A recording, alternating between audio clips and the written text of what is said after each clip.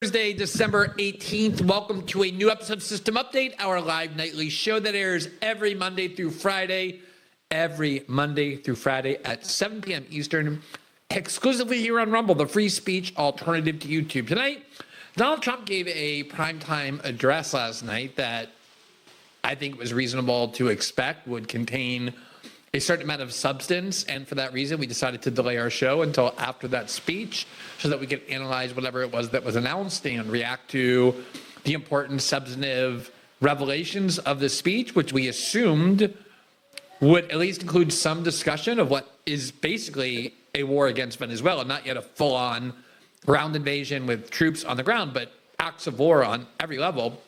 And yet the word Venezuela was never mentioned.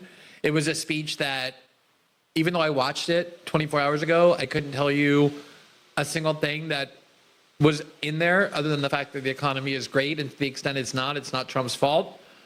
And there was really nothing to react to, even though we announced that we would. And so we want to go over at least a little bit of that. And then we also have a story that I think is worth examining. It was actually on Megyn Kelly's show earlier today for about 2 hours plus.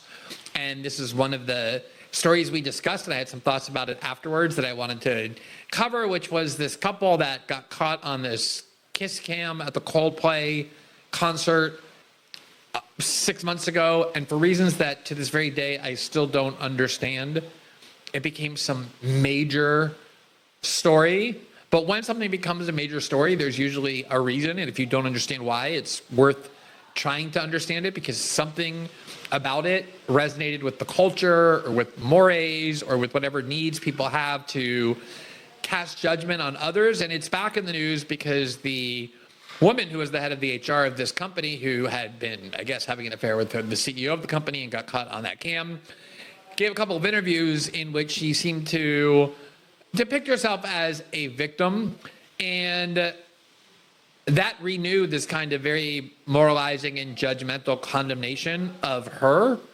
for, I guess, the crime of having sex with a married man, even though her own marriage seemed to be in the process of separating and being divorced. But even if it weren't, like, why is there so much focus on this couple when we elect not just politicians in Congress, but even as presidents of the United States, who we know are serial adulterers, chronic serial adulterers?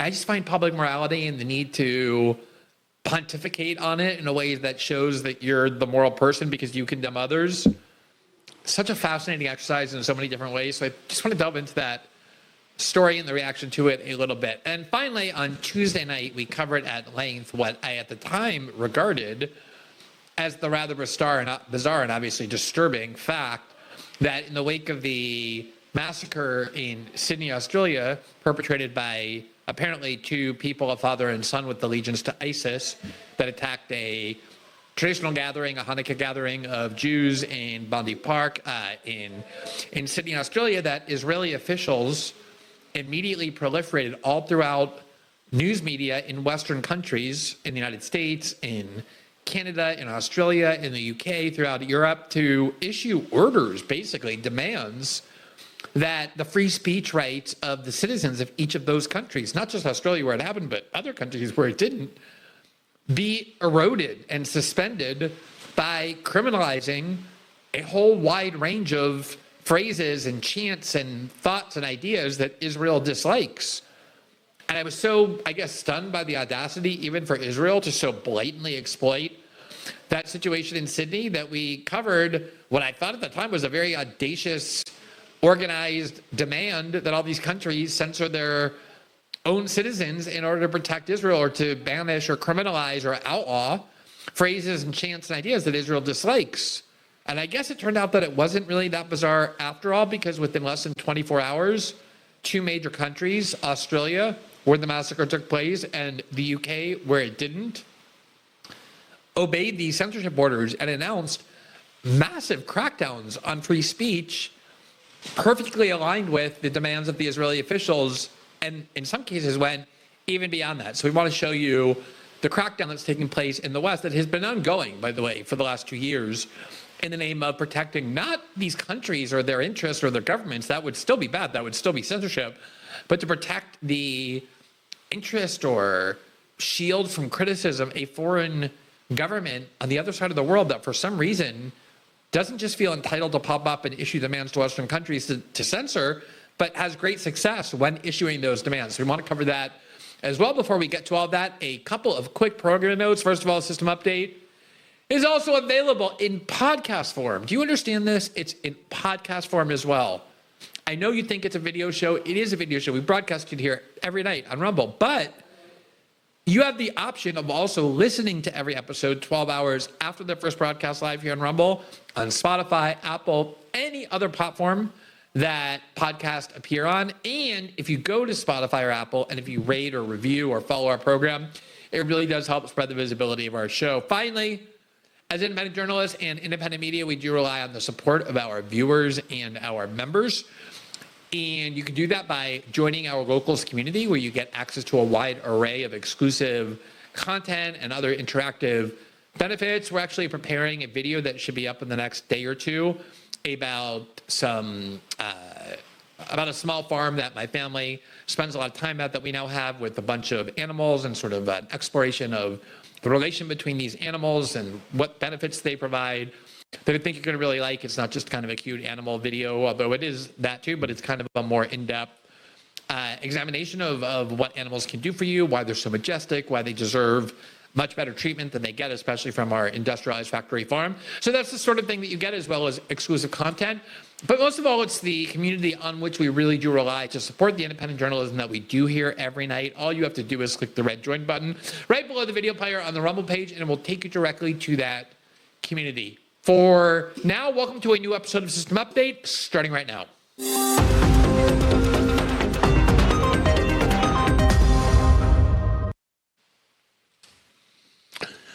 The major networks announced that they were going to reserve 20 minutes of prime time beginning at 9 o'clock p.m. Eastern last night in order for President Trump to address the nation, a request made by the White House, and as is typically the case, was honored immediately by networks. And the reason for that type of relationship, where the White House demands primetime minutes for the president to speak to the nation, and why network news outlets have traditionally honored that, even though it's their prime time, their most important money-making part of the day, is in part they feel like they have an obligation under their license to provide a public service of allowing important messages to be heard by the American people from their president, but also because presidents typically use it very sparingly, only to announce major news. President Obama used it, for example, to announce that Osama bin Laden had been killed after 9 years of finding him. He was an old, decrepit, unwell man who was hiding out in Pakistan, but the country, I think, thought that was important enough news to hear that directly live from the president on prime time. Oftentimes, being the United States, presidents use it to announce new wars. It's certainly something George Bush used, for example, to announce various aspects of the war on terror. And so when Donald Trump last night announced that, or the networks announced that he had requested 20 minutes of primetime television beginning at 9 o'clock p.m., we decided, well, presumably this is a very important announcement, because when the White House requests it, it always is. And we don't want to do a show which begins at 7 p.m. and we knew the president was speaking at 9, because we thought it was important to be able to react to whatever news the president broke, which is, of course, what you would expect a president to do when making that kind of request. And so we told our audience we're not going to have a regular show tonight, but instead we're going to be on right after President Trump speaks in order to analyze and to react to whatever it is that he announced. And we expected, even if it wasn't the focus of the speech, which it very well might have been, as some had speculated, but even if it wasn't, we certainly expected we were going to get some explanation directly from President Trump, explaining to the American people why it's necessary to have assembled this gigantic military buildup in the Caribbean around the country of Venezuela, even though that was never talked about during the campaign, why it is important to continuously bomb boats and blow boats up with no evidence presented that they even have drugs on them, let alone that they're drugs being taken to the United States, why it's important now to seize oil tankers, why President Trump authorized a CIA covert regime change and destabilization campaign in Venezuela, what the effects of that might be, what the intentions of the United States are, that would obviously be something that President Trump, having the attention of millions of Americans who don't watch cable news and don't follow the news every day, would want to explain to the American people, hey, we have this new war, and it is a new war. When you're blockading a country and bombing their boats and destabilizing their country with the CIA and threatening a land and bombing campaign to begin imminently, and the goal is clearly regime change, that is a war. It may not be a full-scale land invasion yet, but it's certainly something the American people have the right to have explained to them. It's extremely expensive. Obviously, troops are in harm's way by definition. And so you would think President Trump would have talked, at least in part, if not in its entirety, about this new policy that was, again, never talked about during the campaign. A war with Venezuela was never part of the Republican platform and the Trump platform. To the contrary, part of the Republican platform was no more regime change wars. The Republican Party was campaigning actively on the idea that it was Kamala Harris and Tim Walz and Joe Biden, the Democrats, who were the warmongers, while President Trump was the peacemaker. So you would think the country is owed something other than a couple of sound bites here and there, which is thus far what they've been given, and that's what we expected we were going to hear. We wanted to dissect it, as well as whatever else President Trump ended up saying. Instead, the word Venezuela is never mentioned once, or even alluded to. Basically, the 20-minute speech, which was rambling and unfocused and poorly delivered, was really designed to do two things. One was to insist that the economy is actually doing extremely well, even though polls show overwhelmingly Americans believe that they're not doing well economically, basically telling them, don't believe your eyes, don't believe your experiences, look at the economic metrics. And then secondly, to say, to the extent that the economy is not doing well, it's not our fault, even though we've been in office for a full year now, it's the fault of Joe Biden because we inherited such a mess. So once we heard that speech, I mean, I even said to my colleagues, like, I think we should go on and say something. And they were like, well, what do you want to say? I was like, I don't know. There's really nothing to react to. Maybe it's just better to say nothing rather than take people's time by saying things that have no real worth because the speech had no real worth, because it had no real substance. But with the passage of time, I just want to reflect on a couple of things as to why, first of all, we expected it to include, and believe it should have included, some explanation about Venezuela. I know people made a lot about the fact that Tucker Carlson had said on the podcast of Judge Andrew Napolitano yesterday that he heard from a member of Congress that the speech was going to be devoted to Venezuela and about a war with Venezuela. I have no doubt that's what Tucker heard. Sometimes members of Congress get things wrong. Sometimes they hear things and plans change. Who knows what happened there? But I'm not even saying my expectations were based on that. My expectations were based on the fact that you would think the Trump administration would want to explain this. But they didn't. They acted as if none of it's happening. And just to give you a sense for how much is happening, here's a Truth Social tweet that Trump posted on Tuesday, and it read this, quote, Venezuela is completely surrounded by the largest armada ever assembled in the history of South America. So that sentence alone indicates the gravity and the magnitude of this military operation, this aggression against Venezuela. Don't you think the American people are owed an explanation as to why it is that, in Trump's words, Venezuela is now completely surrounded by the largest armada ever assembled in the history of South America? And then he goes on and promises this, quote, it will only get bigger. And the shock to them will be like nothing they have ever seen before until such time as they return to the United States of America all of the oil, land, and other assets that they previously stole from us. I pay attention quite a bit, for obvious reasons. It's my job, to American politics, to foreign policy in particular, and I've been doing so for 20 years now. And I believe with a lot of certainty that I've never heard anybody previously say that Venezuela has stolen American oil or land. Like, what conceivable land does Venezuela possess that they stole from the United States? And I've never heard anybody, the oil that Venezuela possesses is oil that exists within their soil or in their water, in their sea.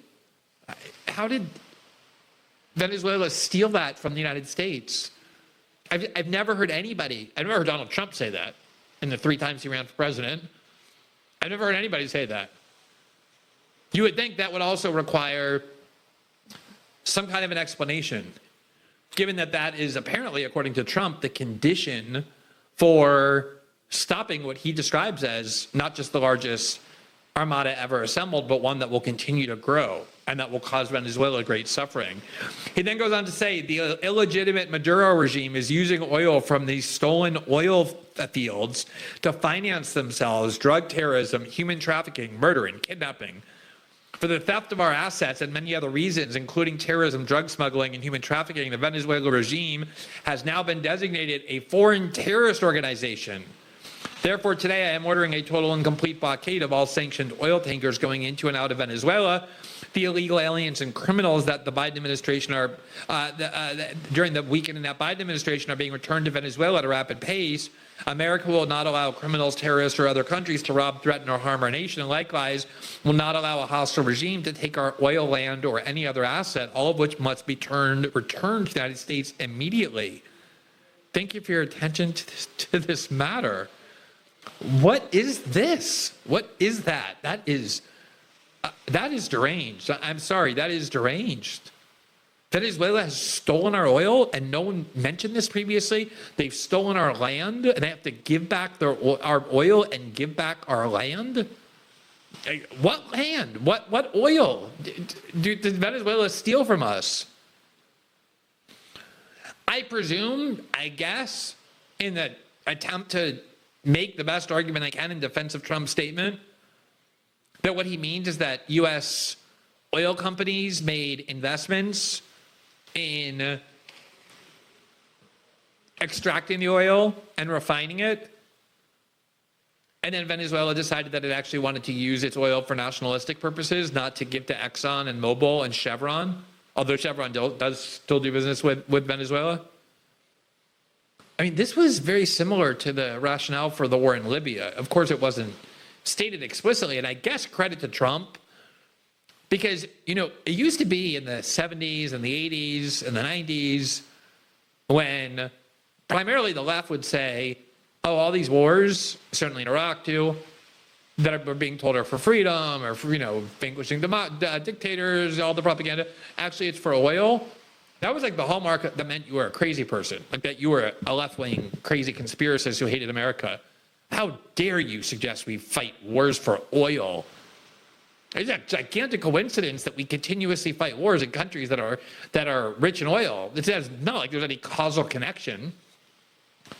Credit to Trump, I guess, for being candid at least. Although, remember, the whole framework, the whole groundwork that was laid for this had nothing to do with oil. It was all about, they're sending drugs into the United States, which is not true in terms of fentanyl at all. And even in terms of cocaine, it is barely true in the scope of how much cocaine enters the United States. And even if we were to change the regime, that wouldn't affect the flow of drugs into the United States, because the new government that we control is not going to immediately seize control of all of Venezuela. They have drug gangs that are going to actually thrive even more in the instability that will ensue. We controlled all of Colombia for the last 25 years with the puppet regime that we had there. And the cocaine continued to proliferate and even grow the more we aided the civil war in Colombia, because those militias like FARC and others, drug gangs, thrived in the instability. The same thing is going to happen in Venezuela. So not only is there no truth to the underlying claim about the problem, there's also no connection to the solution. So now Trump's, I guess, just saying, no, it's about oil. We want their oil that they stole from us. But again, this is very similar to what happened in Libya. The reason why the UK and France were so determined to go to war in Libya and remove Gaddafi, and ended up roping the United States in, because Hillary Clinton and Susan Rice and Samantha Power convinced Obama to go along with it. And you may remember the whole justification was, we're just going for a very limited humanitarian mission to protect the people of Benghazi from being slaughtered. We're going to have a no-fly zone over Benghazi. It's not a regime change operation. And within like 3 weeks, Gaddafi was being gang raped to death on the street of Tripoli. which then produced anarchy and drug gangs and slavery and ISIS and a migrant crisis.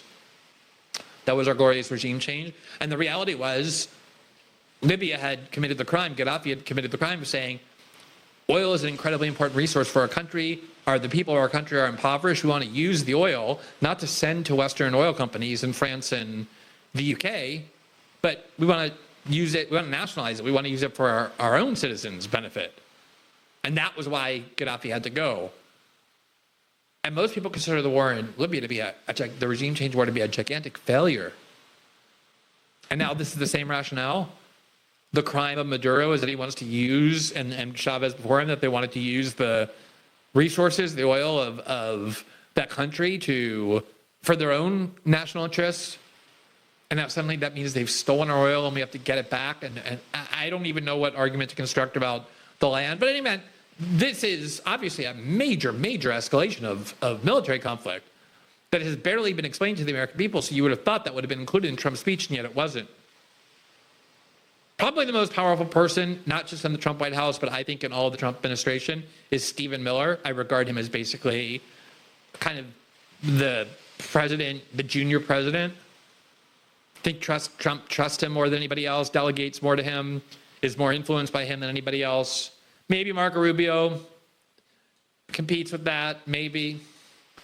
Susie Wiles, within kind of a democratic, domestic politics or White House functioning role is quite influential. But Stephen Miller is either the most powerful, one of the two or three most powerful. And here's what he posted yesterday on X in his attempt to explain what's going on here. He said this, quote, "American sweat, ingenuity, and toil created the oil industry in Venezuela. Its tyrannical expropriation was the largest recorded theft of American wealth and property. These pillaged assets were then used to fund terrorism and flood our streets with killers, mercenaries, and drugs." Okay. The reason there's a migration problem, a migration crisis in Latin America and Central America is because those countries, for a variety of reasons, doesn't matter why for the moment, are destabilized, they're dangerous, there's little economic prosperity. And so people flee those countries and want to come to the United States where they believe their lives will be better. It's not because the government rounds them up and forcibly sends them to the United States. But even if that were true, even if you've now been convinced that like Maduro rounded up the people of Venezuela and sent them to the United States as kind of weapon, the southern border is closed. That's one of the primary accomplishments of the Trump administration. So that would be no longer happening. What is it, like revenge? And why wasn't this on the agenda in 2024? Like, why didn't Trump campaign, hey, I want to do a major war in Venezuela, want to get our oil back? The only thing I was talking about was bombing the drug cartels in Mexico, because that's actually where the fatal drugs come from. That's where the fentanyl comes from, Mexico. And yet, there's been no bombing of drug cartels in Mexico, which is a central plank of the Trump campaign. But apparently now that's all shifted to Venezuela because we want to take their oil. Here was Trump asked about this question about Venezuela, and here's what he said. It's a blockade. We're not going to let anybody going through that shouldn't be going through. You remember they took all of our energy rights. They took all of our oil from not that long ago, and we want it back. But they took it. They illegally took it.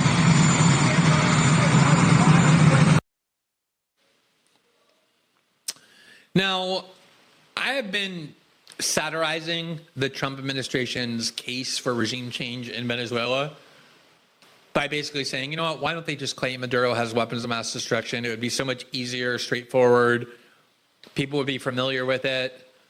And I obviously thought at the time it was exaggerated satire. That's the point of satire, is to mock the rationale and to point out how similar it is to the other regime change wars. But apparently when it comes to war propaganda, you can't ever stay ahead of the United States and satirize it because it'll eventually catch up to you.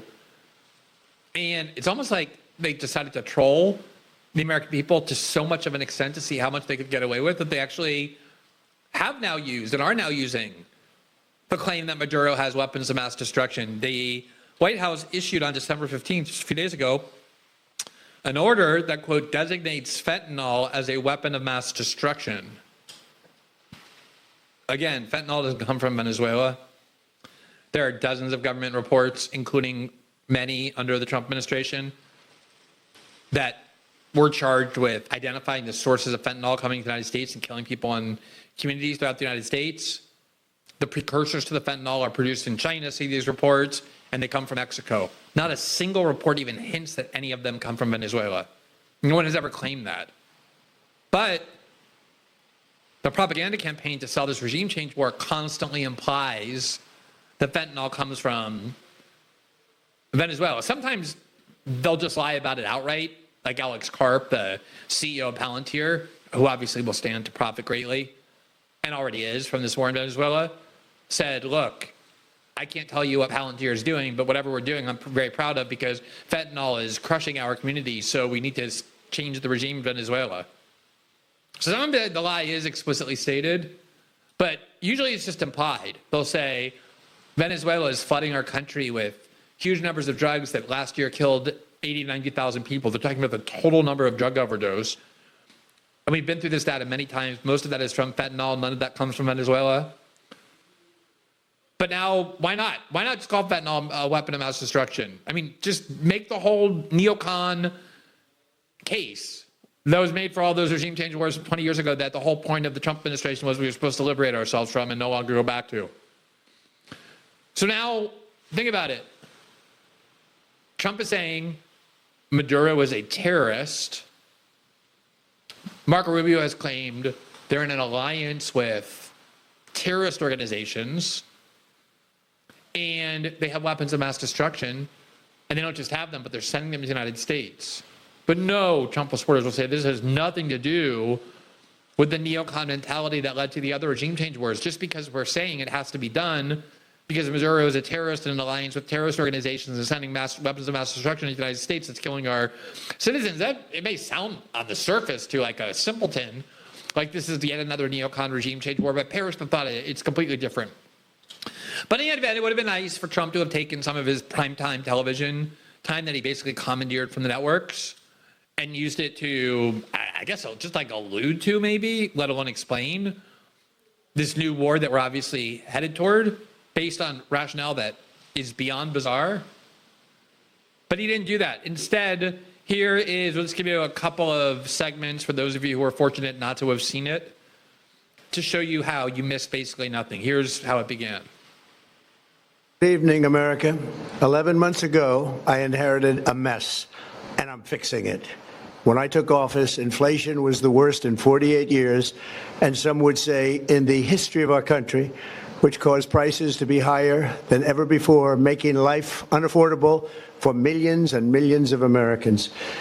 This happened during a Democrat administration, and it's when we first began hearing the word affordability. Our border was open, and because of this, our country was being invaded by an army of 25 million people, many who came from prisons and jails, mental institutions, and insane asylums.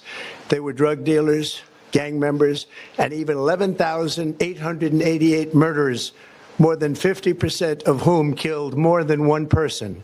This is what the Biden administration allowed to happen to our country, and it can never be allowed to happen again. We had men playing in women's sports, transgender for everybody, crime at record levels with law enforcement, and words such as that just absolutely forbidden. We had the worst trade deals ever made, and our country was laughed at from all over the world. But they're not laughing anymore. I mean, they probably are if they heard that speech. I mean, like, what was that? You know, I think people are sympathetic to the idea after like a month in office that you're still dealing with the problems left by the old administration. But after you're in office for a full year, people don't want to hear it anymore. They elected you to improve their lives. And if you're not, or if they perceive that you're not, they don't want to hear that it's not your fault. That it's their, this is not, polls show that overwhelmingly Americans think Trump is responsible for the economy. And it's not because it's Trump, that's Americans think the current president was elected to fix the economy. And if he doesn't, it's his fault. And so Trump demanded 20 minutes of prime time to say, none of this is my fault. This is all Joe Biden. Because he let girls playing boys playing girls sports. It was such an unfocused. It was something that you heard a zillion times from Trump during the campaign. Here was his attempt to convince Americans that the economy is actually doing really well, even though polls overwhelmingly show that Americans do not think so. Here at home, we're bringing our economy back from the brink of ruin. The last administration and their allies in Congress looted our treasury for trillions of dollars, driving up prices and everything at levels never seen before. I am bringing those high prices down and bringing them down very fast. Let's look at the facts. Under the Biden administration, car prices rose 22% and in many states 30% or more. Gasoline rose 30 to 50%. Hotel rates rose 37%. Airfares rose 31%. Now, under our leadership, they're all coming down and coming down fast. Democrat politicians also sent the cost of groceries soaring, but we are solving that too. The price of a Thanksgiving turkey was down 33% compared to the Biden last year. The price of eggs is down 82% since March, and everything else is falling rapidly. And it's not done yet, but boy, are we making progress. Nobody can believe what's going on. Here are just some of the efforts that we have underway. You will see in your wallets and bank accounts in the new year. After years of record-setting falling incomes, our policies are boosting take-home pay at a historic pace. Under Biden, real wages plummeted by $3,000. Under Trump, the typical factory worker has seen a wage increase of $1,300.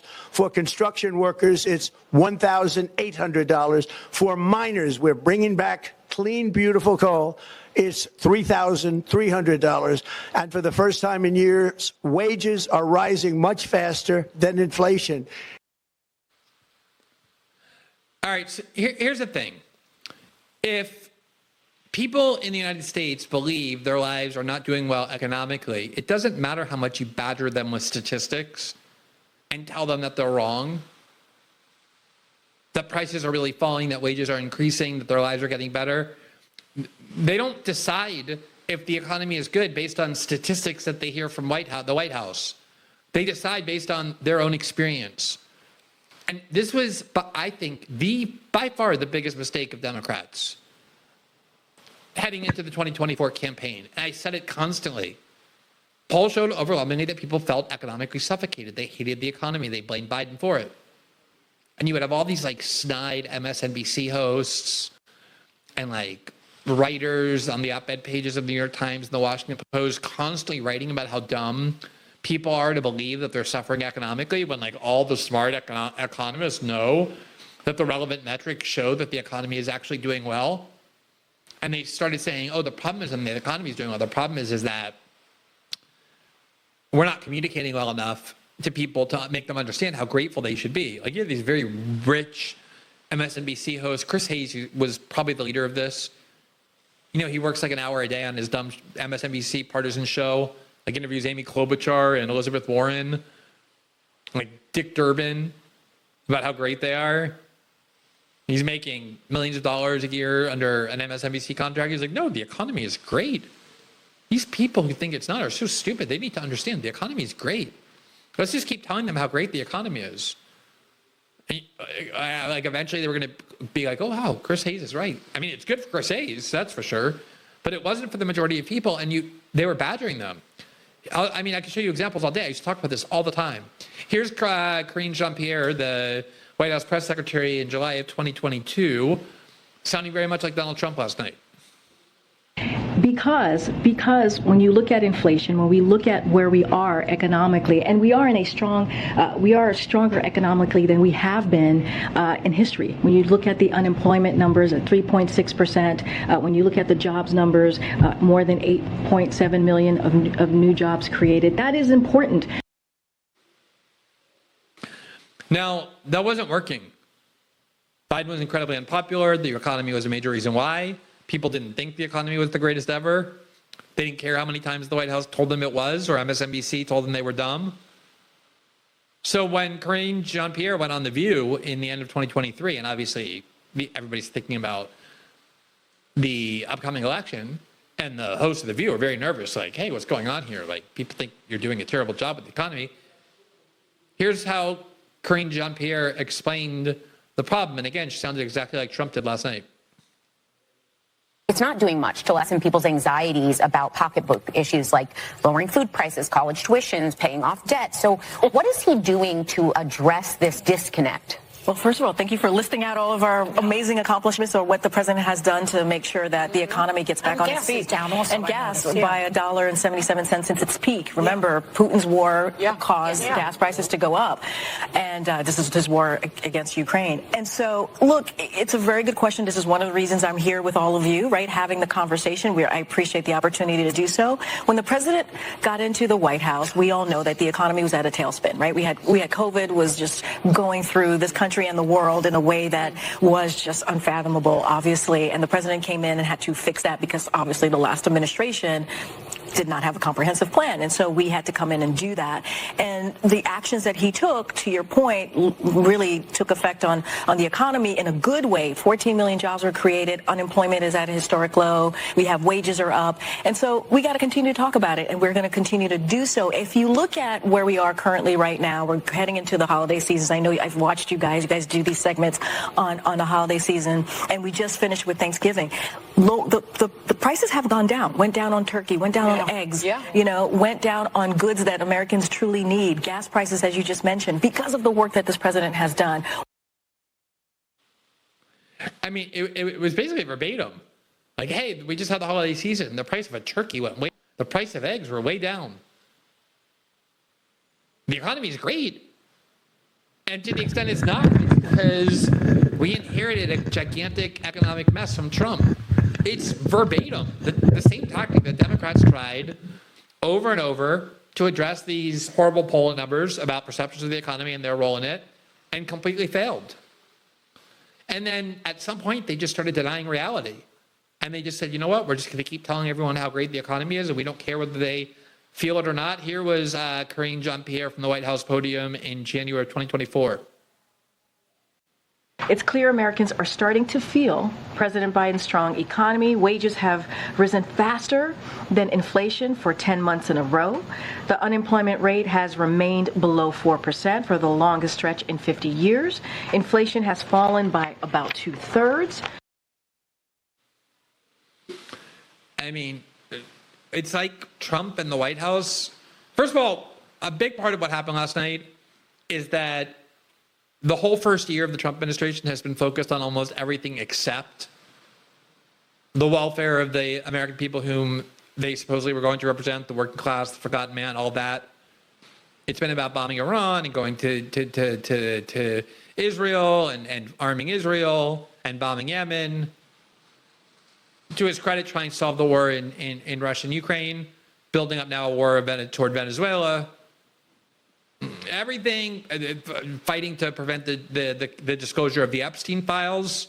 It's like, I think, a huge dent in people's faith and trust in Trump. And like, none of this is solving anything in their lives that they care about. And so I guess like part of the reason they just did this primetime address is to show, hey, let's talk about the economy. Since I know you perceive we haven't done anything about it. But talk about the economy isn't what people want. They want to feel the results in a very tangible way. Here's just to give you a sense of the kind of media theme that proliferated during the Biden presidency. Here's The Hill by Stephen Clement, a Democratic Party partisan. October 28, 2024, just like the week before the election. The Biden-Harris economic record is much better than critics claim. So, I don't know, I maybe Trump will succeed where the Democrats failed. I think it's going to take a lot more than a 20-minute speech that was like, again, not a good Trump speech.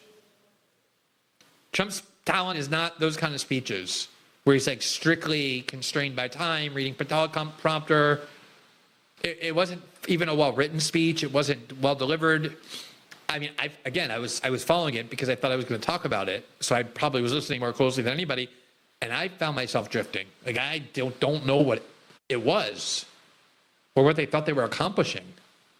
And like a lot of people probably were watching their favorite shows and saw it because it got interrupted.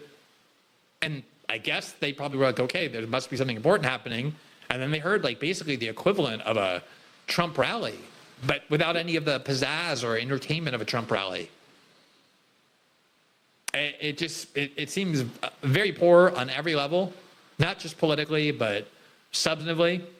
And if this war in Venezuela does continue to escalate and does happen in a way that goes beyond what it is now, that's just going to be more focus on things other than what people want the government to focus on. And you're going to have the Epstein file disclosure tomorrow.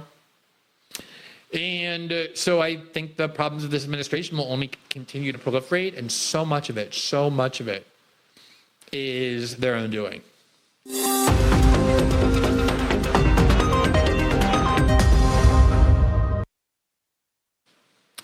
Everybody loves the holidays. And yet at the same time, the holidays are very hectic. You have all kinds of family drama and last minute shopping and late nights, and it can really make the holidays an endurance test. That's why I'm sharing the Ultimate Holiday Survival Plan, which is CBD from CBD Distillery. Seriously, everything you need to make a more merry holiday is here. You can, for example, stuff your mother's stockings with CBD to help her sleep better, make her less like anxious and agitated and chatty, if that's a problem with your mother. And if it's a problem with your father, you can stuff his stocking with CBD, help put him to sleep, make him calmer. You can gift your fitness friends a pain relief stick for post-workout pain. And then don't forget to grab a little holiday calm for yourself. Every CB Distillery product is made with premium quality, clean ingredients, no fillers or anything artificial, and over 2 million customers and a 100% money-back guarantee. It's the gift you can feel good about giving this year. Give yourself and everyone on your list the gift of better sleep, less stress, and pain relief with CBD from CB Distillery. We're really grateful to them. They have been a sponsor of ours from the very beginning. We have heard nothing but good things about them from the people who have bought their products. I use their products. I genuinely do. I've talked before about the experience I've had with them. And with my promo code Glenn, you can get 25% off on your entire purchase. Visit cbdistillery.com and enter the promo code Glenn for 25% off. That's cbdistillery.com, promo code Glenn. cbdistillery.com. Specific product availability depends on individual state regulations.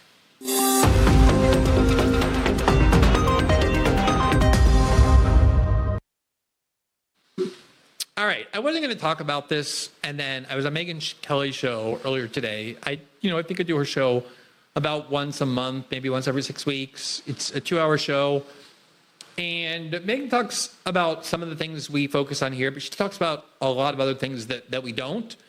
And I enjoy being able to go on and commenting on things that I wouldn't otherwise talk about myself.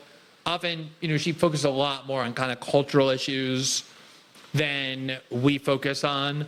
And as a result, sometimes I go on and I talk about things that I didn't ever really focus on or know much about, and then they send me the list of things that they want to talk about, and I kind of read up on them. And one of the issues that we talked about today was that whole issue, I guess you could call it a scandal, where that couple got caught on a kiss cam at a Coldplay concert, kissing, and it was a scandal because they got caught on the camera, and then they immediately realized they were on camera, and they pulled away as though they were doing something extremely shameful. Turned out he's married, she's married, but not to one another. He's the CEO of the company, she's the head of PR, of human resources rather. And I don't know why, but this became like a major shaming scandal. Everybody was like, adultery.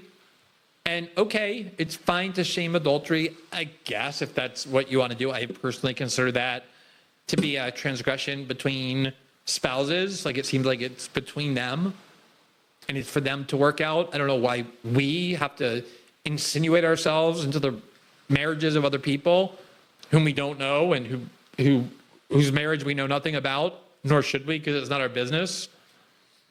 But it's a favorite pastime people love to sexually immoralize in public. I personally think the reason people love to do it is because it helps cleanse themselves of whatever shame they feel. Like, oh, look at those people over there doing that wrong thing. And the implication is like, I would never do that. But whatever, it's a thing that people have to do. I think there's a lot of complicated psychological and social reasons to it. But and I vaguely saw it at the time, and that was kind of my reaction. Like, doesn't interest me. It was like, I didn't understand. I don't really understand why people concern themselves with adultery, even when it's a public figure or a political figure. Because, again, it's between the people in the marriage. You have no idea what goes on in that marriage. You have no idea what their arrangement is, who's doing what to whom. You're just like issuing moral decrees and condemnations and judgments based on almost no information.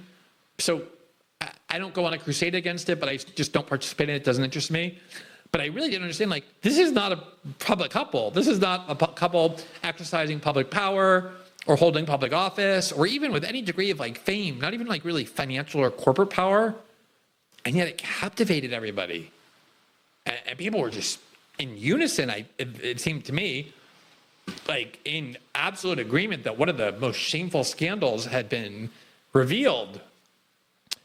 And the reason why Megan raised it with me today was because the woman who was the head of HR of this company agreed to 2 interviews, her first interview since all of this happened.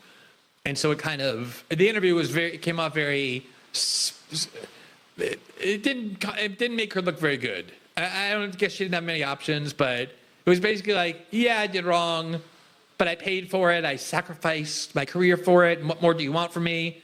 And then I've been victimized and I'm yelled at and I'm okay.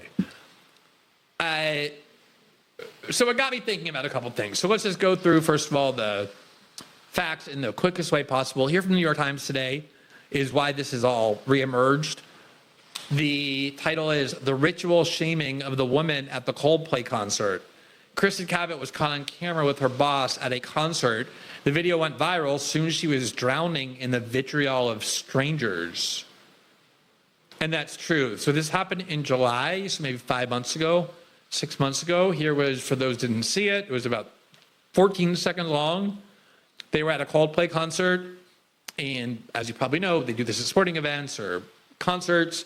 They have cameras all over the place, and they just like capture anybody who's kissing or you're just fair game. You're in a public venue, and you might appear on screen, and I guess you know that if you go to these places, you watch any sporting event, you see people in the crowd just unexpectedly put on the screen. It's just somehow part of the social contract of going to these public events. And here's what caused, again, for reasons that I genuinely don't understand, but I want to delve into a little bit, immense amounts of public shaming, scorn, and discourse. Oh, look at these two. All right, come on. You're okay? Oh, what? Either they're having an affair or they're just very shy. I've got a question. Now, as I understand the facts, they were at this company called Astronomer, and he was the CEO and she was the head of HR. She was married, he was married, not to each other. Her marriage was in the process of dissolution. She was separated and they were getting divorced. And he claimed at one point that he too was getting divorced, but it didn't seem like it was really true, and they're still together, so they never got divorced. So I guess the idea was he was a scoundrel for cheating on his wife with the head of HR, and yet somehow she got all of, or the vast bulk of the public ire. And I've never understood that at all. Like, if you want to judge adultery, if that's really something that you feel like you need to publicly condemn, like of all the crimes in the world and all the moral transgressions being committed, you want to like defend the marital vows of people you don't know, okay, go ahead. But like, it seems to me like the person who deserves the blame in an adulterous relationship is the person who's actually in the marriage violating their vow, which would be the husband, and not a woman who has sex with him, because she's not violating any vow. She doesn't have any vow that she's violating. And for some reason, she got a lot of most of the vitriol and the shame. I do think part of it is the fact that she's head of HR. And so her job is to enforce rules of workplace propriety. And so for all people to be having an affair with the boss, with the CEO, the fact that it's the head of HR who probably has fired tons of people for extremely minor infractions of workplace rules, probably produced a lot of resentment, especially because everyone knows that the worst people on earth are HR managers. Maybe there's a couple good ones. If you're an HR manager and you're listening, I don't mean to condemn you. Maybe you're a really nice person. You actually care for the employer, the employees, the way you're taught to pretend to.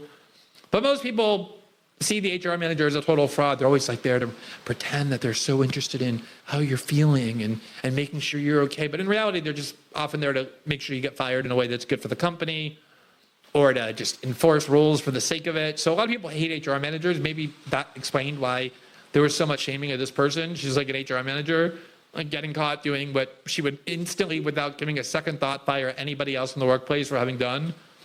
So maybe that was part of it as well. But I want to get to the point that I want to get to. I just want to say she gave an interview, and this is part of what she said. Here's from Fox News, gives you some of the reaction. Coldplay kiss cam scandal woman. Again, Coldplay kiss cam scandal. What was the scandal? In the scheme of what our politicians do, what our elected leaders do, what our president does, what he has done, what other presidents have done, and senators and members of Congress, why? What is this scandal? Okay, but Coldplay kiss scam scandal woman admits she had a couple of high noons fueled embarrassing career-ending moment. And then the New York Post, ex-astronomer employee caught canoodling with boss at Coldplay concert, blames, quote, a bad decision on a couple of high noons, which I don't know, probably seems plausible. I imagine they were drinking, and alcohol does sometimes motivate people to do things they otherwise wouldn't do that are reckless. I don't think it's news. I don't know why this explanation became part of the reason to just rejuvenate this hatred for this woman who has, I don't know, seems like she suffered in a way quite disproportional to the offense. But what I really think I ultimately want to bring out here is the idea that, it did used to be the case, sort of, that adultery was considered very shameful. Although, if you look at the most beloved Hollywood stars of the 20th century, all of them were married 7 times. They all had overlapping affairs with their husbands and wives. It wasn't even a secret really. It was all in the open. It didn't really affect any of them. And everybody knows that JFK, who is a political icon and whose family for decades has been considered political royalty, was screwing everything that moved in the White House while his wife, Jacqueline Bouvier Kennedy, was just right in the East Wing. He would just have sex with multiple women in the White House pool. And reporters just decided this didn't matter. And it didn't get reported because I guess the ethos of the political White House press corps was that it didn't matter. This is not the head of HR of some mid-sized corporation, the President of the United States. And then there was this other case I remember this so well, I was, I guess in my early 20s at the time. There was a senator, Gary Hart from Colorado. He was a centrist Democrat, young, kind of centrist Democrat, had a lot of political cachet. He was running for the Democratic Party nomination. In the primary, a lot of people thought he had a good chance. Michael Dukakis ended up winning that race and got crushed by George H.W. Bush. So it wasn't a very strong field. So Gary Hart had a pretty good chance. And he basically got caught having an affair with a woman named Donna Rice on a boat that was called the Monkey Business. And it was the media acted as though this was the biggest scandal. It was a consensual affair. There was no hint of abuse or assault or non-consent. There was no question of age. He was an adult woman. And it just destroyed his political candidacy forever. He dropped out of the race and was driven out of politics over it. And then in the 1990s, you had Bill Clinton, who got elected despite a whole strew of women talking about the sex and affairs they had with him while he was married to Hillary Clinton. He got elected. And then during his campaign, he also, like JFK and probably lots of other presidents we don't even know about, had all kinds of sex in the White House with Monica Lewinsky and I'm sure others. Credibly accused of sexual assault, credibly accused of rape. And he got reelected. And the Democrats did perfectly well under him as well as that scandal unfolded. No one cared. It was shameful, I guess, and apparently Hillary didn't care because here they are 40 years later, still married. Or maybe she did care, or maybe she didn't. Or maybe that was their agreement in the relationship, or maybe it wasn't. Like, who knows, who cares? But it was obsessed on. And now we have a man who's president who has lived a completely libertine, tabloid life. I mean, Donald Trump's been only married 3 times, but he never got a new wife because one of them died. He pretty much got a wife, had some kids with them. She got a little old, traded them in for a newer model. The relationships overlapped. He had a very open affair with his second wife, Marla Maples, while still married to his first wife. The first wife was raising young children while he was having an affair with Marla Maples, the newer, younger version. Then had an affair with while married to Marla Maples when she had a young child at home with a bunch of women, one of whom was Melania Trump, became his third wife. And then while he had an affair with, while he was married to Melania Trump, we know he had an affair with Stormy Daniels. Trump was a serial womanizer, a serial adulterer for a long, long time. And not all this is in the very distant past. And people decided they didn't care. They didn't care when he got caught on tape in the Access Hollywood little scandal, talking about how, yeah, because he's a star, he can just go and grab women's pussies whenever he wants. He was friends with Jeffrey Epstein. They were very close friends. He was on tape talking about how Jeffrey Epstein likes women. Obviously, there's evidence now, but it's not like it was a mystery. They talked a lot about women. Women was a major interest of theirs, and he was married the whole time. So here's them at the President of the United States, the person with the nuclear codes who not only can start wars, but does start wars. We all know is a serial adulterer. I personally don't care. It doesn't matter to me at all. And here you're talking about the President of the United States. So why did this woman, why did this couple become the source of so much scorn for doing something that we have pretty much decided is now none of our business, to the point that we elect presidents that we know openly do it? And I really do believe that we just need every now and then some mechanism for coming together and condemning the private sexual lives of other people, because I hope this isn't too hurtful to learn, but the vast, vast majority of people engage in sexual behavior that has long been considered wrong or immoral or shameful or irreligious or sinful. And these kind of shaming campaigns are kind of a way of absolution, a way to kind of feel good about ourselves for things that we don't actually even believe. These kind of like moral condemnations, we're very inconsistent about them.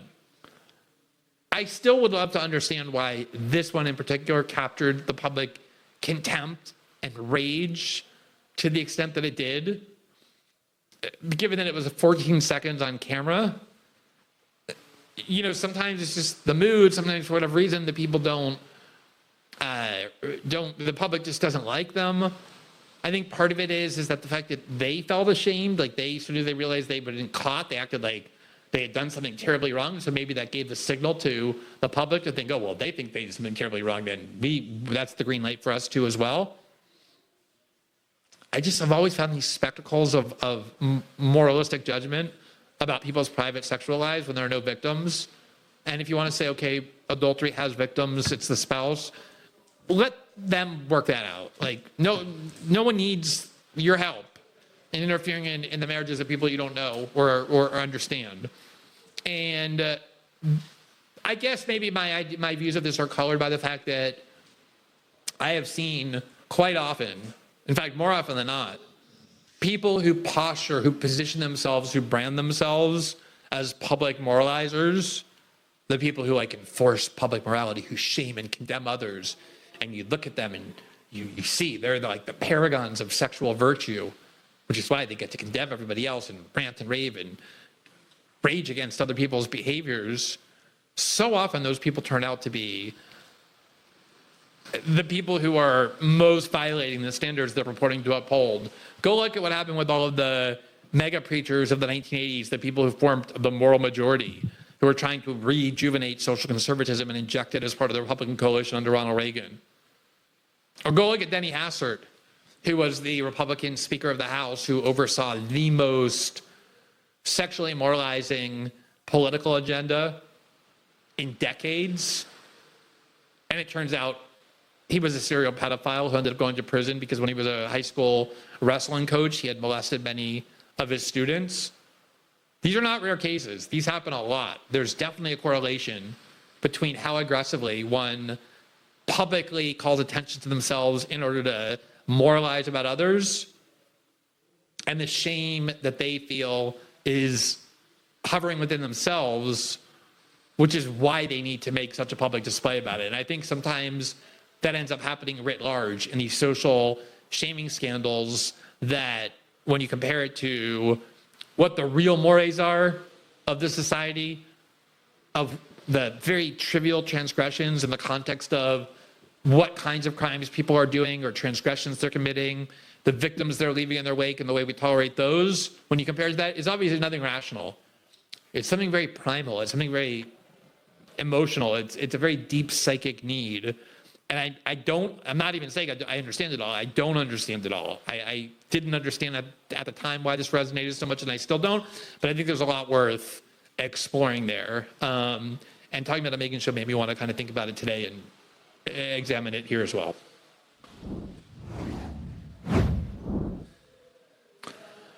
All right, so let's talk about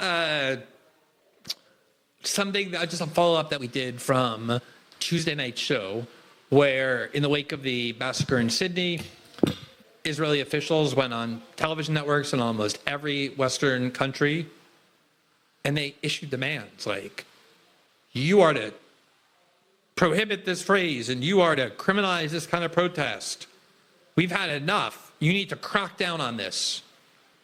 We showed you CBS News under Barry Weiss. They had an Israeli woman on, and they were like, tell us, please, Israeli woman, how we can better serve you, how we can make you feel safe, how we can address your concerns. And she was like, you need to adopt the expanded definition of anti-Semitism that bans all sorts of criticism of Israel and Jewish people and adopt it into the law.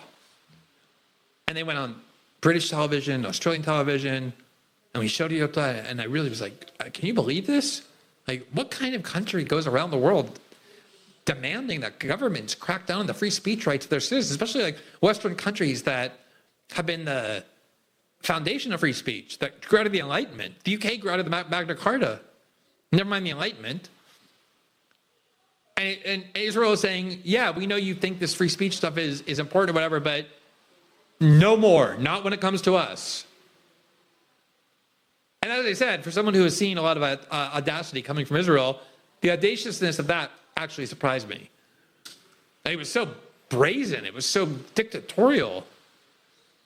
But I guess I should have realized that there was nothing really bizarre about it, that it actually worked so well that at least the UK and Australia, two pretty big and important countries, instantly complied in exactly the way the Israelis demanded, and have promised to continue to comply even further. So first of all, here's an announcement from the Metropolitan Police in the UK. And I should note that Metropolitan Police in the UK have been pretty much every single weekend arresting British citizens for peacefully protesting in defense of the Palestinian cause or against the Israeli war in Gaza. They are dragging 88-year-old women out of these protests, young college kids, Jewish protesters, often Holocaust survivors. And one of the ways they've done that is they took this group called Palestine Action, which the worst thing they've done and are accused of doing, they didn't kill anybody, they didn't blow anything up, they didn't threaten to blow anyone up. They spray painted a couple of British military jets at a base that's used for providing logistical support for the Israeli destruction of Gaza. And as a result, the Labour government, the center-left Labour government, branded them a terrorist organization, prescribed them as a terrorist organization. And once they do that, it not only becomes illegal to be a member of that group, it becomes illegal even to express support for that group or even to question the government's decision. So you had all these people protesting against Israel or in defense of Palestine who would say free justice for Palestine action, or the government should reverse its persecution of Palestine action. And just for saying Palestine action, the police would immediately go and arrest them. Totally peaceful, so there's already been a major crackdown throughout Europe. France and Germany early after October 7th banned all pro-Palestinian protests. You could have a pro-Israel protest all day and night if you wanted, just not a pro-Palestinian protest, because of course those countries supported Israel, armed Israel, financed Israel. So there's already been a major crackdown on free speech in Europe, but also in the United States. We've done many shows on how the Trump administration forced American universities to adopt that wildly expanded hate speech code that defines anti-Semitism as saying all sorts of things about Israel and Jews that are very common criticisms, that are political opinions protected by the First Amendment. So here was the Metropolitan Police. This was yesterday. They issued this statement, quote, "Joint statement from the Commissioner of the Metropolitan Police and the Chief Constable of Greater Manchester Police. Quote, we begin by acknowledging the horrific terrorist attack in Australia where Jews were deliberately targeted while enjoying the Hanukkah celebrations. Our thoughts are with those who lost their lives, their families, and those injured coming so soon after the Heaton Park Synagogue attack in Manchester and amid rising anti-Semitism globally. This is deeply alarming. Jewish communities across London, Greater Manchester, and the rest of the United Kingdom are already worried and scared, and this only adds to it. The words and chants used, especially in protests, matter and have real-world consequences. We have consistently been advised by the CPS that many of the phrases causing fear in Jewish communities don't meet prosecution thresholds. Now, in the escalating threat context, we will recalibrate to be more assertive. We know communities are concerned about placards and chants such as globalize the Intifada, and those using it at future protests or in a targeted way should expect the Met and GMP to take action. Violent acts have taken place. The context has changed. Words have meaning and consequence. We will act decisively and make arrests." They're not talking there about people who plan violence. They're not talking about people who engage in civil disobedience. They're talking about people who have used phrases and words that the UK government has previously said you can't arrest them for because that's protected by free speech. And they're now saying we're going to recalibrate because two guys with loyalty to ISIS, 1,000 miles away in Australia, killed 15 people in a obviously horrific massacre, but not one that justifies reducing and infringing free speech in the country that gave birth to the Magna Carta and played a major role in the Enlightenment, for which free speech has supposedly been a value for which they even go to war. But that's exactly what they're doing. They're going to now arrest people for saying things like globalize the Intifada. Words or violence is the theory here. The Israeli embassy in the UK gave the UK the pat on the head, the little praise the UK government was obviously seeking. Here's what they said. The Embassy of Israel in the UK welcomes the joint announcement by the Metropolitan Police and Greater Manchester Police, forces that they will arrest people promoting the phrase globalize the Intifada. Now, I should note here that Intifada is an Arabic word, kind of means like a brushing off. It's been used to talk about resistance. It's used for the occupation. There's nothing inherently violent about that word. Like any cause, it can have a non-violent expression. It can have a violent expression. That's true of any cause, of any resistance, of any struggle. And globalize the Intifada means nothing more than the Intifada is the uprising of the people in the West Bank and Gaza against their occupiers. And globalize the Intifada means let's all work to end this injustice. That phrase is now illegal. You will be arrested. You can be the most peaceful person. You can be doing nothing but sitting on a park bench if you have a shirt on or you hold a placard that says globalize the Intifada. or you have a sign that says Justice for Palestine Action, the police are going to come and arrest you for nothing other than the expression of your political opinions, because those political opinions are ones that Israel says need to be criminalized. The statement goes on, as Israel and the Jewish community have been saying for years, calling to, quote, globalize the Intifada is clearly incitement to violence, and a direct line can be drawn between those anti-Semitic chants and the acts of terror that we have been seeing against Jewish people worldwide. That, of course, is the theory that wokeism has long used for censorship.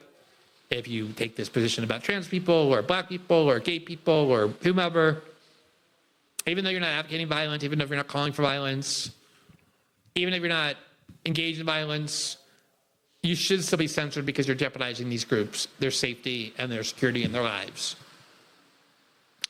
In the United States, even if you were calling for violent attacks on these groups, your speech would still be protected, provided you weren't speaking to a crowd of people and directing them to go right at that moment attack other people. But other than that very narrow exception, in the United States, you can open signs saying, attack all gay people, and save the kids, attack gays, and that would be considered protected speech inside the United States. Europe has different standards, but still, as the statement says, these chants have long been ruled non-prosecutable, and yet now the people are going to be arrested because Israel demanded it. Israel goes on, quote, it is disappointing that it has taken such a long time for British authorities to recognize this, and it should not have been on the Jewish community to plead with the authorities to take these threats seriously, only being done so after more Jews have been killed. However, we now hope that real action is now taken to stop the chant before it can lead to the further radicalization of violence against Jews. Israel succeeded in bullying the UK somehow to censor phrases that are often used at Palestinian protests, often including used by Jews. And instead of, I guess they are kind of not celebrating, but they're giving a little head pat of encouragement to the UK for censoring their citizens, as Israel demanded. They're also complaining, you should have done this a lot earlier and we shouldn't even have to ask. You should have been censoring these phrases long ago, arresting people long ago who express this political opinion. Already people are being arrested. In case you think it's just theoretical, here's AP News. Today, UK police arrest pro-Palestinian protesters as authorities toughen hate speech law enforcement. Quote, police in London arrested two people who called for intifada during a pro-Palestinian protest, which followed a decision by authorities to toughen enforcement of hate speech laws after a deadly attack on a Hanukkah celebration in Australia. Two protesters were arrested for, quote, racially aggravated public offense orders, and they then shouted slogans calling for intifada during the protest outside the Ministry of Justice on Wednesday night, the Metropolitan Police Service said on social media. A third person was arrested in trying to interfere with the initial arrests. Here is a reporter with Sky News describing the arrest earlier today. As you say, SJ, the context here is important because these arrests do come hours after two of the country's biggest police forces, the Metropolitan Police and Greater Manchester Police, made warnings essentially saying that they were going to change their approach, that they were going to be bringing in new measures to, in their words, deter intimidation, saying that anyone chanting slogans like globalise the Intifada would face arrest. And we've seen two arrests tonight at a central London pro-Palestine protest, and they said that's because the context has changed following the Bondi Beach terror attack, which in Australia, which saw 15 people killed, an attack, of course, which targeted the Jewish community who'd been celebrating the first night of Hanukkah. So the Met have said that 3 people have been arrested in total at this protest, 2 people who shouted slogans arrested for racially aggravated public order offences, and a third person for obstructing those arrests. Now, in terms of the response to this change of approach by these two big police forces, they've been welcomed largely by Jewish groups. The chief rabbi has said that such chants are, in his words, unlawful, but have faced criticism from elsewhere, with Ben Jamal from the Palestine Solidarity Campaign saying that it restricts the right to protest. But what it certainly does mark, as I say, is a change in approach after both the Bondi Beach terror attack, but also the attack at Heaton Park Synagogue in Manchester a couple of months ago now. Again, a target on the Jewish community at a synagogue during Yom Kippur. 2 people were killed, and authorities saying that they really want these changes, this change in approach, making this arrest to show that words have meaning and have consequences. Now, I hope I don't upset anybody by pointing this out, but there have been similar massacres on other groups besides Jews. Jews are not the only victims of massacres of this kind. The United States has had massacres in recent years where people went and gunned down black people on purpose at a grocery store in Buffalo, at a church in Charleston, South Carolina, and many others, similar ones. Muslims have been targeted with these kinds of massacres, including an absolute atrocity in New Zealand a few years ago, where somebody attacked two different mosques and killed dozens of Muslims. And imagine if the US government or some government had said, look, we need to crack down and criminalize certain ideas about Muslims or about black people because of these massacres. Everybody would be like, that's not an acceptable response to crack down on free speech because of these massacres. And yet that's exactly what's happening here in the name of protecting not even Jews, but Israel. That's where these demands have come from. Here's the Australian Prime Minister who looks very, very rattled and shaken as he announces all of the steps they've already taken to abridge free speech in Australia at the demand of Israel and all the steps they intend to take in the near future. Clear we need to do more to combat this evil scourge, much more. As Special Envoy to combat anti-Semitism, Gillian Segal has delivered a report that sets out further steps we can take. The Australian Government adopts and fully supports the plan to combat anti-Semitism. We'll continue to work through the implementation of the 13 recommendations in consultation with the Jewish community and the Envoy, and of course the first recommendation was the adoption of the IRA definition of anti-Semitism that the Government adopted. Today I'm announcing a significant number of additional actions to build on the plan. Firstly, the Attorney-General and Minister for Home Affairs will develop a package of legislative reforms to crack down on those who spread hate, division and radicalisation. The National Security Committee has agreed that changes will include the following 5 points. Agreed changes will include 1. Aggravated hate speech offence for preachers and leaders who promote violence. Secondly, increased penalties for hate speech promoting violence. Thirdly, making hate an aggravating factor in sentencing crimes for online threats and harassment. Fourthly, developing a regime for listing organisations whose leaders engage in hate speech promoting violence or racial hatred. And fifthly, developing a narrow federal offence for serious vilification based on race and or advocating racial supremacy. The Minister for Home Affairs will also have new powers to cancel or reject visas for those who spread hate and division in this country or would do so if they were allowed to come here. David Gonski has agreed to lead a 12-month task force. Get the idea. We can cut this off now. Now, some of you might hear that and think it sounds intuitively reasonable. Like, hey, we're going to criminalize hate speech. The problem is that, and I think that should be problematic in and of itself. We've been over many times. There's no difference between free speech and hate speech. If you think there's a hate speech exception to free speech, you don't believe in free speech. Any speech can be classified as hate speech. Any criticism can be classified that way. But once you announce the adoption of this International Holocaust Remembrance Act definition, the IHRA definition to which he referred, that Europe has adopted into its laws, that the Trump administration has forced on American colleges, that wildly expands what it means to make anti-Semitic statements. What it's actually saying is, it is now going to be a crime if you engage in hate speech, but hate speech means anti-Semitism, and anti-Semitism has now been radically expanded to include all sorts of ideas that you would never consider hateful. For example, under this IHRA definition, You're not allowed to say that Israel is a racist endeavor, that Zionism is a racist ideology. You can say that about the United States. You can say it about China. You can say it about Iran or Russia or South Africa or any other country you'd like. You just can't call Israel a racist endeavor because that's now considered anti-Semitic. You're not allowed to compare the actions of the Israeli government to what Nazis did. You can call Trump a Nazi all you want, no problem at all. You can say the United States government in its conduct of this war acted like Nazis. No problem, you're fine. Say that about any other country, you just can't compare Israel and its government to Nazis. You're not allowed to say that the Jews killed Jesus Christ. Even though the Bible leaves no doubt that Jews, along with Romans, played a key role in executing Jesus Christ, and has long been a central dogma of Christianity. You say that now, and you're expressing hate speech, which is criminalized.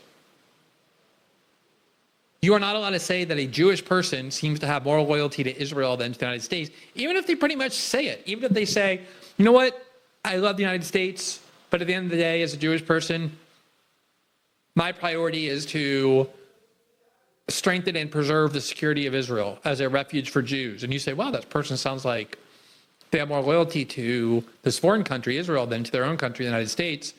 Nope, that's hate speech. That's anti-Semitism by definition. You're not allowed to say that.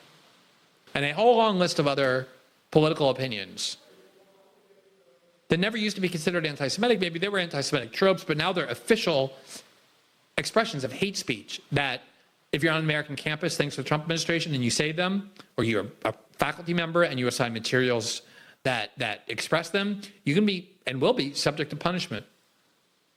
In the UK, in the EU, in Australia, you say those, you're now subject to arrest and prosecution. This is how Israel has eroded free speech throughout the West.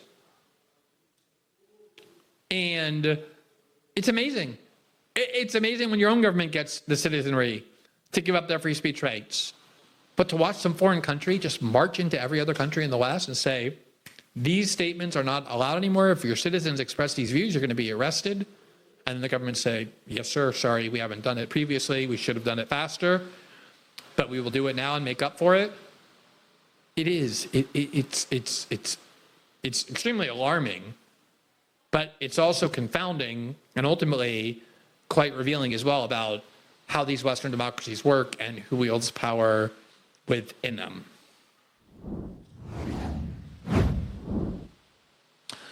All right, so that concludes our show for this evening. As a reminder, System Update is also available in podcast form. You can listen to every episode 12 hours after the first broadcast live here on Rumble, on Spotify, Apple, and all the major podcasting platforms. So if you rate, review, and follow our program, it really helps spread the visibility of our show.